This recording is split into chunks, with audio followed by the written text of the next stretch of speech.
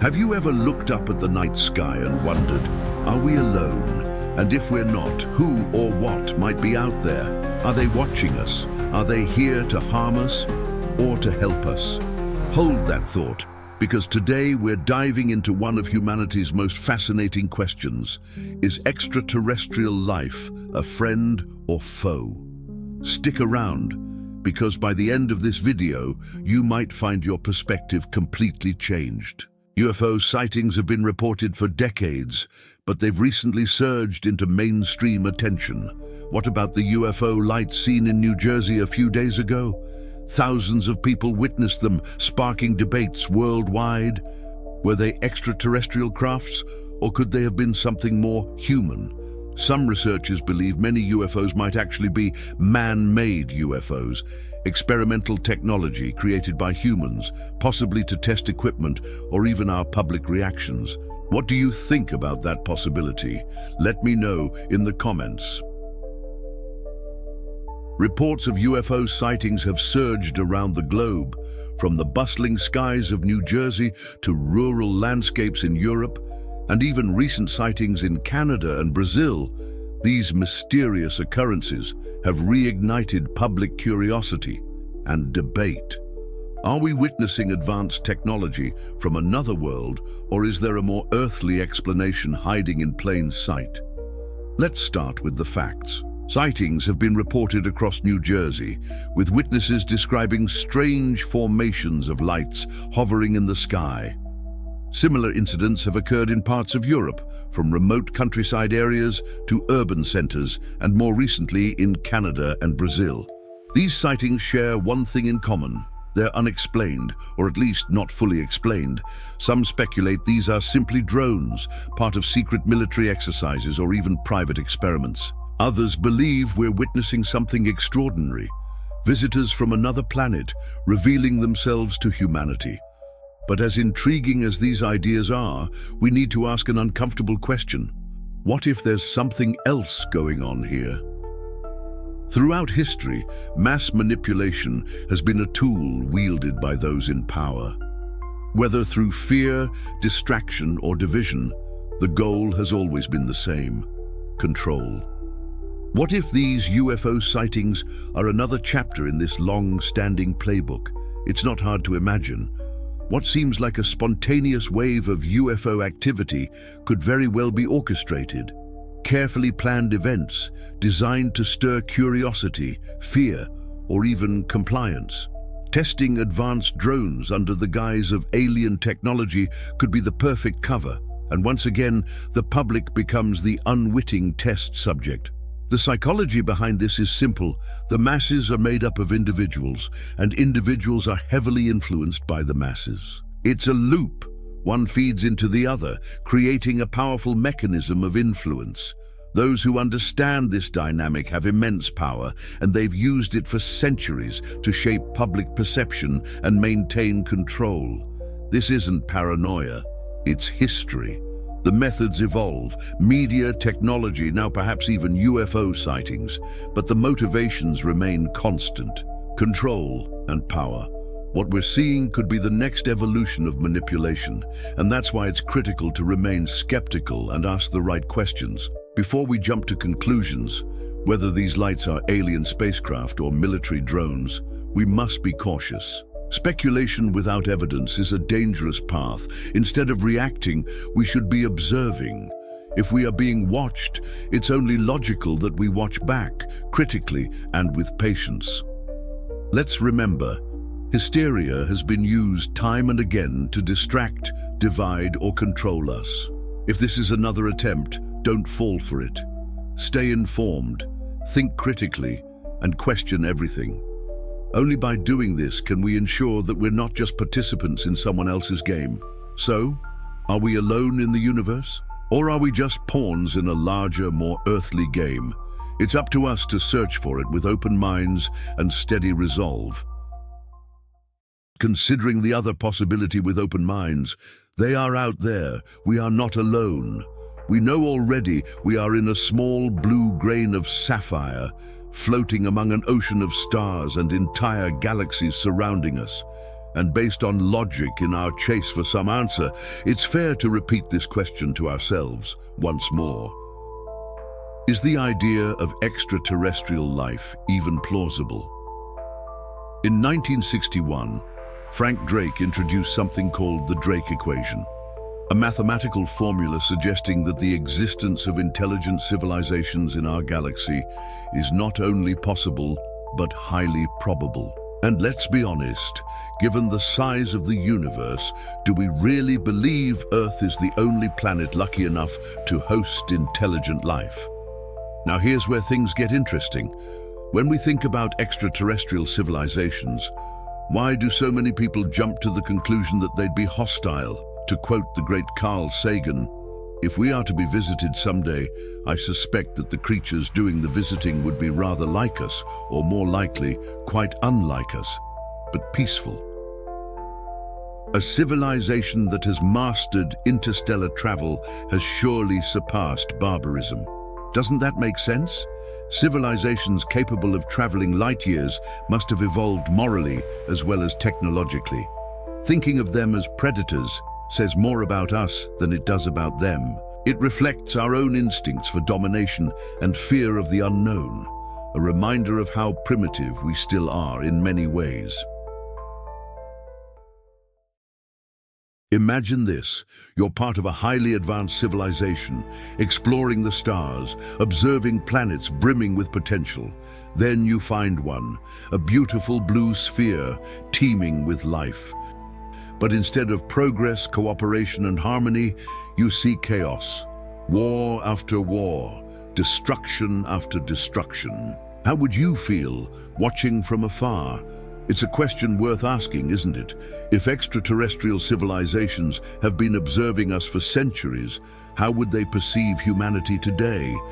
And more importantly, what does that say about us as a species? History tells us that the detonation of the first nuclear bomb wasn't just a turning point for humanity. It may have been a wake-up call for anyone watching. Think about it. A species that had barely begun to explore its own solar system suddenly wielded the power to destroy itself entirely. What message did that send to any observers beyond our world? Since then, reports of UFO sightings have surged, especially around nuclear sites. Coincidence? Or could it be that these civilizations, if they exist, are deeply concerned about what we're doing with this newfound power? And now, here we are, in the shadow of a potential Third World War, with nations amassing weapons and rhetoric growing harsher by the day. If extraterrestrial observers are out there, they must be watching us with a mix of apprehension and disbelief. How could a species with so much potential continue down such a destructive path? But here's the thing. The real question isn't about what they think of us. It's about what we think of ourselves. Why are we so quick to label each other as enemies? Why do we repeat the same cycles of conflict, generation after generation? The truth is, we're often our own worst enemies. We fight over resources, beliefs, borders, all while ignoring the bigger picture. Earth is our shared home, and every war, every act of violence tears at the fabric of that home.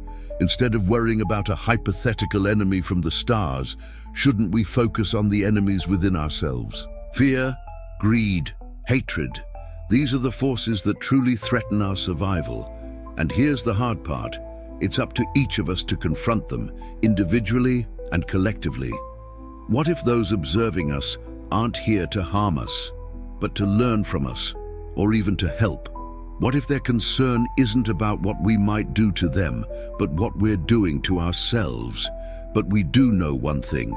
We're here now, with the power to choose a different path, to break the cycle of war, to nurture understanding, and to create a future we can be proud of. And going even further, or more deeply inside ourselves, let's take a look at the spiritual angle. In the Book of Spirits, a foundational text of Spiritism, it's affirmed that intelligent life exists beyond Earth. The universe, according to this perspective, is teeming with life. Even more fascinating, Spiritism teaches that these civilizations are part of a greater cosmic community, where cooperation and coexistence are the norm. The Earth? It's just one world among many, and we're all evolving together. This idea isn't just hopeful, it's transformative. It asks us to see ourselves not as isolated beings, but as part of a vast, interconnected system. Have you ever stopped to wonder, who am I really? What am I doing here? What lies beneath the surface of my everyday thoughts and actions? To think about our journey is part of the journey itself. When we go further into the depths of self-awareness, it's not only to understand ourselves better, but to take control of our lives and expand our consciousness. Self-awareness isn't just a trendy buzzword or a lofty philosophical concept. It's a tool, a roadmap, and if we're brave enough, it's a treasure that no one can take from us. It demands honesty, determination, and the willingness to see ourselves as we are, not as we wish to appear. But why is it so important? Let's explore that. When we talk about spirituality, it's often misunderstood as something ethereal, mystical, or disconnected from reality. But true spirituality isn't about chasing fantasies or phenomena unexplained by science. It's grounded in our actions, our integrity, and the way we approach life with purpose and meaning. Mysticism, while alluring, often distracts us. It can even be harmful, serving as a crutch for those unwilling to confront the deeper truths about themselves. Whether through manipulation or avoidance, mysticism keeps us spinning in circles instead of pushing forward. True self-awareness requires courage, the courage to face the unknown within ourselves rather than escaping into myths. Contrary to what many believe, self-knowledge isn't confined to the walls of religion. It's not a monopoly, reserved for those who follow specific doctrines. The path of self-awareness is universal, accessible to anyone willing to take an honest look at their thoughts, actions, and motivations. Jesus himself, a figure revered not just as a religious icon, but as one of the most morally and intellectually evolved beings to ever walk this earth, emphasized this in his teachings. He said, "I did not come to destroy the law, but to fulfill it." This wasn't about blind obedience. It was about embracing a higher truth, one built on love, understanding, and profound self-awareness. Jesus wasn't just a moral teacher, he embodied love elevated to a divine level. While we struggle to escape our cycles of immediacy and self-centeredness, he demonstrated the ultimate form of compassion, loving without expecting anything in return. He said, "In my Father's house are many mansions," which might well hint at the vast, interconnected nature of existence. Was he speaking of the universe itself? Perhaps. Jesus shows us what is possible when we rise above petty concerns and embrace something greater. His life invites us to think beyond rigid religious concepts and consider the idea of Jesus as a cosmic being, one who connects humanity to a broader, universal truth. The pursuit of self-awareness isn't easy. It requires us to dig deep, challenge ourselves, and resist the temptation to settle for surface-level answers. But the rewards, they're immeasurable. Expanded consciousness, better relationships, and a deeper understanding of our place in the grand tapestry of existence. So I challenge you, begin this journey today. Reflect honestly. Seek answers not in the distant stars or ancient myths, but within yourself. The truth has always been there, waiting for you to uncover it. Whether you're a skeptic or a believer, one thing is clear. Denying the possibility of extraterrestrial life or assuming they'd be hostile are both premature conclusions. Instead of reacting with fear, let's respond with curiosity. After all, what if these civilizations are looking to share knowledge, not conflict? What if they could teach us lessons in peace and progress? Here's a thought to ponder. Jumping to pessimistic conclusions about advanced civilizations only diminishes their greatness. It pulls them down to our level instead of inspiring us to rise to theirs. I'd love to hear your thoughts. Are UFOs man-made or truly extraterrestrial? Do you think alien civilizations could be peaceful? Share your reflections in the comments below. And if you enjoyed this video, don't forget to like, subscribe, and hit the notification bell so you don't miss future discussions. Let's keep this conversation going. Together, we can explore the mysteries of the cosmos with open minds and hopeful hearts. Thank you for watching. As we go forward our goals, let's remember to look inside ourselves too, and take a time to look up and lend a gaze into the sky, to realize how we are just small pieces in the symphony of the universe, but at the same time, we are part of such greatness. Take care.